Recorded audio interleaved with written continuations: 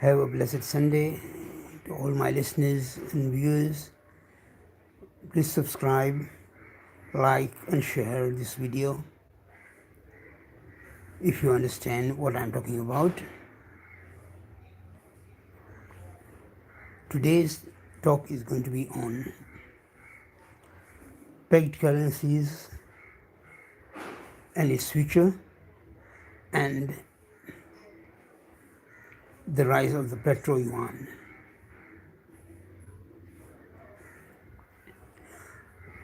Pegged currencies are those currencies which are pegged to another country's currency and move in direct proportion to the movement in the currency to which it is pegged to.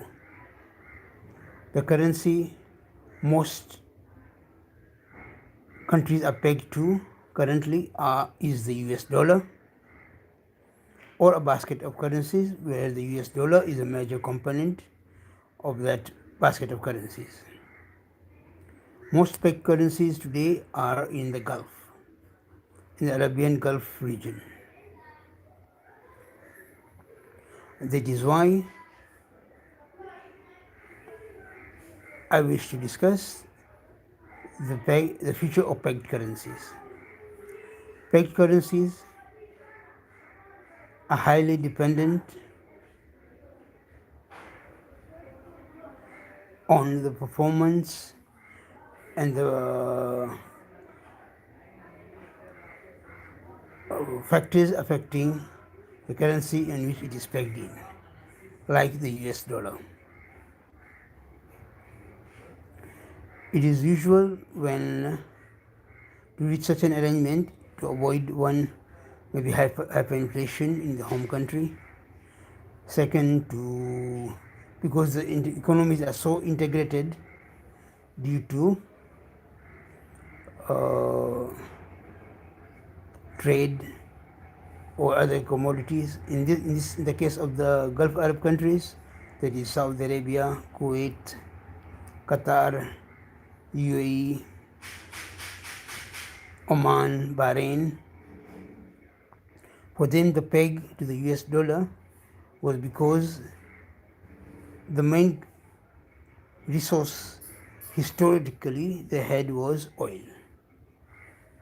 More than maybe 70+% of their economy's revenue came from oil revenue. And oil, because of a deal, an agreement with the United States that they would sell the oil in US dollar. Hence, pegging to a certain extent made sense. However, pegging the currency removes room for local or regional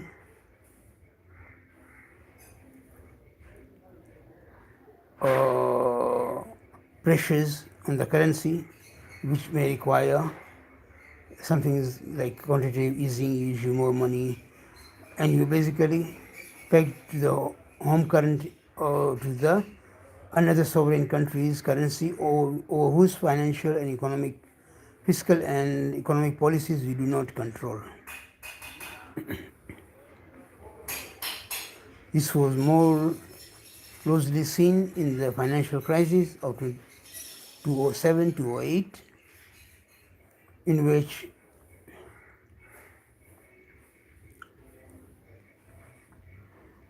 to sort out the local property prices crash, the UAE could have eased money supply, eased credit, and increase the supply of money so as to prevent the property crash, but it could not do so because of the pegging of the currency. Basically, it's not only UAE but even the other Gulf countries. So, and the other drawback to the pegged currency is what affects the currency whom it is pegged to. Economic effects Positive ones are usually accepted smilingly. However, if the negative effects, these are also imported into the country where it is pegged to. If inflation goes high in the US,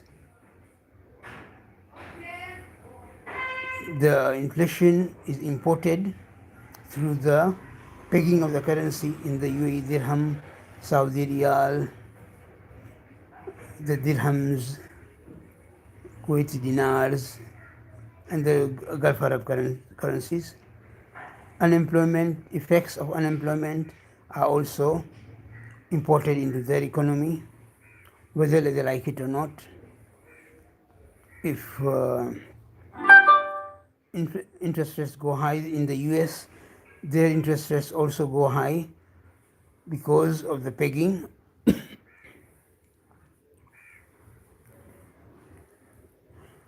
However, the future of pegging is now at risk because UAE in 1973-74, more than 70%, maybe 80 to 90% also of their revenues came from oil and other hydrocarbons. So is the Saudi economy and even the other Gulf economies. What in the preceding 50 years or so has happened is, okay, some of them are still hydrocarbon dependent significantly. Maybe 60 to 70% are still under oil revenues, come from oil revenues. But they are also diversifying, even though slightly later, like Oman and whatnot, to diversify the economies. Today, oil forms only about 30% of the revenues of the United Arab Emirates and about 40% of Saudi Arabia. Reason they've expanded into tourism,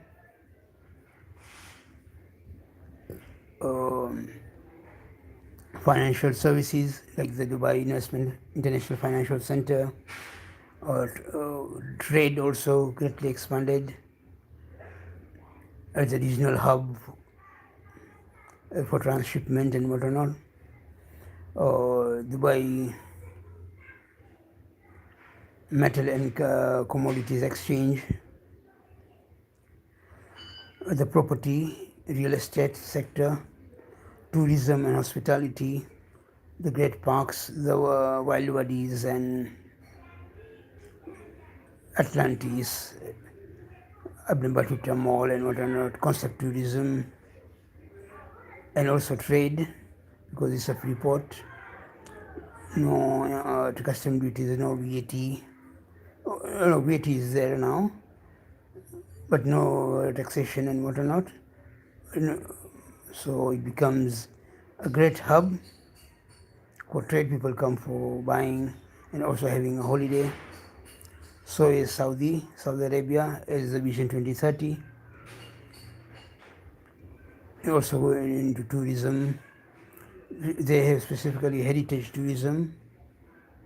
As a backbone, Hajj and Umrah always was big. It is becoming bigger in the sense that they're developing concept tourism for heritage sites, visits and whatnot. Also entertainment and those things they are building for hospitality industry around the Red Sea coast. And their dependence on oil is reducing. So it no longer makes economic sense to peg the currencies to the US dollar. What that means, the dollar's value or utility reduces for them. The effect on the United States is they have also not renewed the pact to sell. It was simply left to expire in 2024, the commitment to sell the oil in US dollars. So they did not have to sell the oil in US dollars, so it can be routed through China in Chinese yuan and other home currencies of countries, because China is buying oil in yuan and they also import things from China, and China wants to be paid in yuan.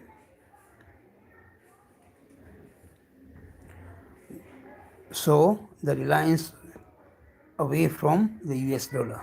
The effect on the US economy is that fewer dollars will pass through the US, which means also there will be fewer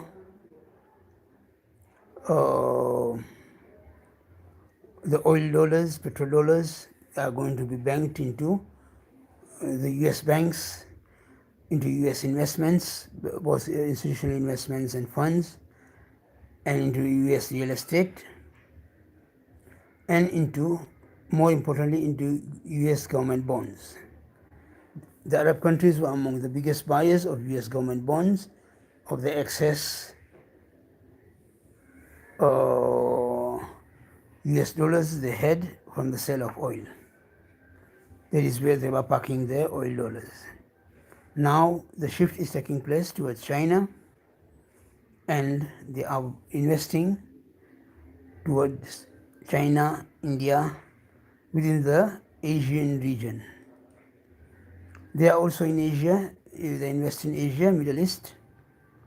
So the funding is routed through, it's a soft shift towards the East, giving rise to what we call the PrtroYiN.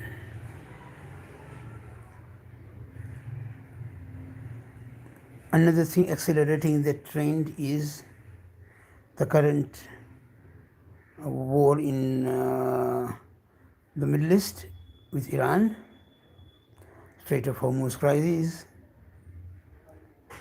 which has also badly affected these economies because the flow of goods and services, of goods basically through the Persian Gulf and in the Arabian Sea is severely restricted, including these countries are also dependent on food supplies from India, from Africa, from other Asian countries. And that is also disrupted.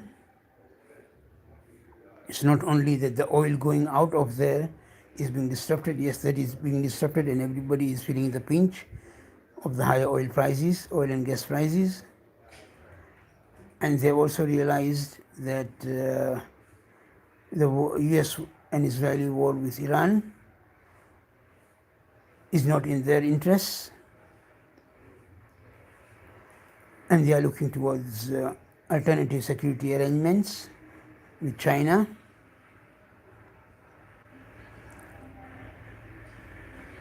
Who has a great interest in Iran. Iran sells most of its oil to India and China, and they bypass the US dollar imposed sanctions, and so they get the resources they need to fuel their economy from China and India.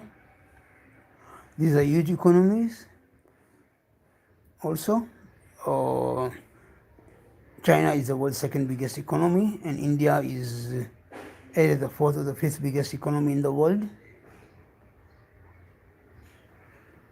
So the US also cannot really stop them from getting discounted oil which is traded from Iran in yuan or Indian rupees. So the peg is becoming almost irrelevant for the Gulf countries, and very soon the other structures within OPEC also, with the UAE leaving OPEC, Qatar having left already a few years earlier.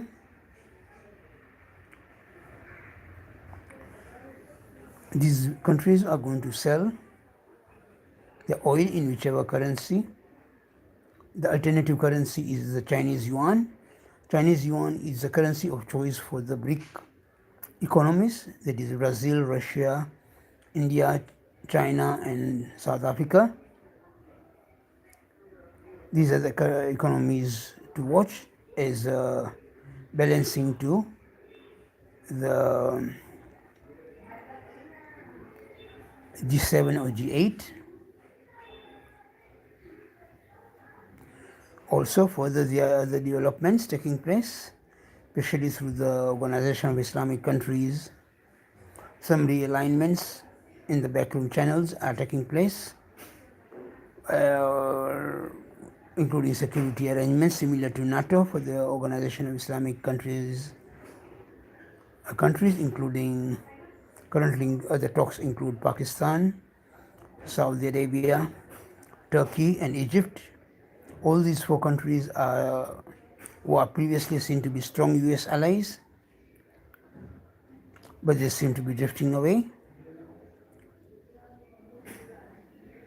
So it is going to be really tough to maintain the dominance of the petrodollar, and it is slowly but surely being replaced by the PrtroYiN. The nail in the coffin is removing the nail in the coffin, and dismantling the coffin is to remove the pegs, currency pegs for Saudi Arabia and UAE. If these two happen, then the other four countries, Oman, Bahrain, Qatar, Kuwait, is almost irrelevant. Qatar is also most likely to move. It has had its own challenges with the powers that be, and it was also at one time, there was a Qatari blockade a few years ago, even though they were a strong US ally and were hosting a US air base in Qatar. Qatar is still a great friend of the US, and all these countries still do remain friends of the US, but the economic interests are diverging, and hence they will have to look for an alternative, both an alternative economic bloc and an alternative security arrangements. The best thing would be a comprehensive peace agreement for the Middle East, having all 15 countries, preferably including even Israel.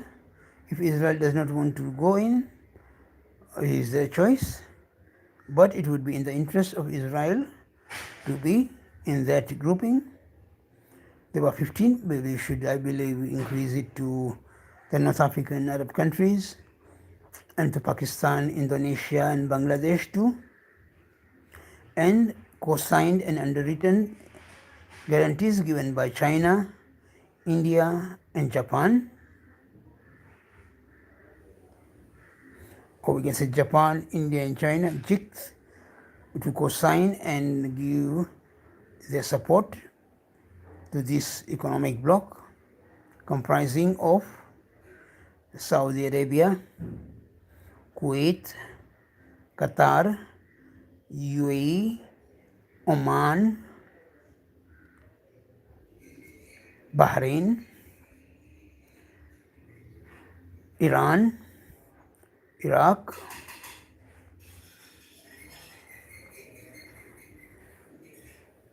Palestine, Israel, Lebanon, Jordan, Syria, Turkey, Yemen, Egypt, Pakistan, Indonesia, Malaysia,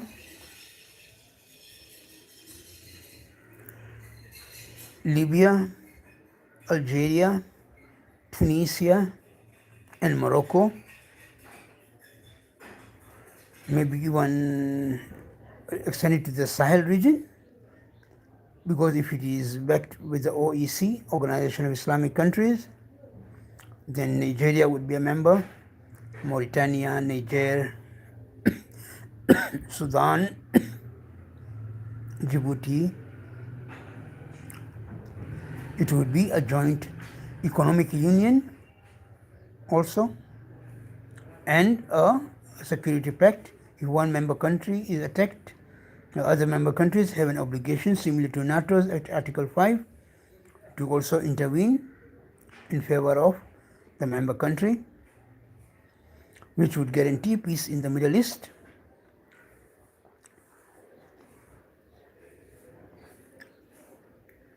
And also be a huge boom for sharing of goods, for the movement of goods and services across the region, moving of capital, both physical and financial. Physical meaning technology, factories. These will be a way, and also ensuring the food security by growing on-grown crops, on-built infrastructure, and be a self-sustaining union,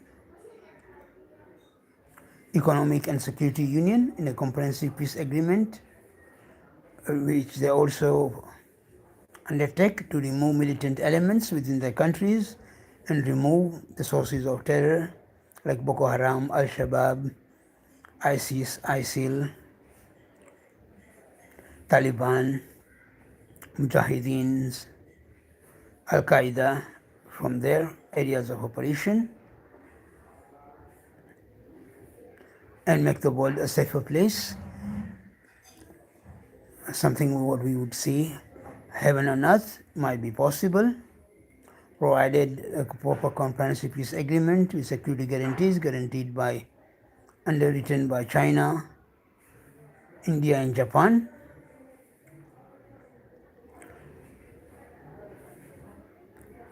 Let us invoke for the help, guidance and assistance of the Divine Supreme Being to take us in that direction. Ameen. Thank you.